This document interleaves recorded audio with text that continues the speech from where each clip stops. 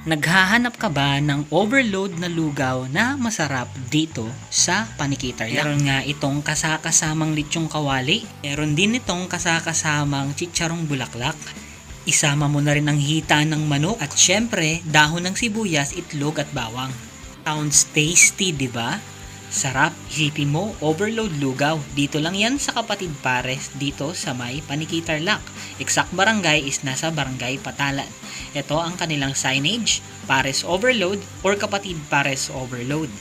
At syempre, hindi na nga natin pinatagal at tayo'y nagpiga na ng kalamansi. Inilagay na natin ito sa ating lugaw at ating hinalo-halo.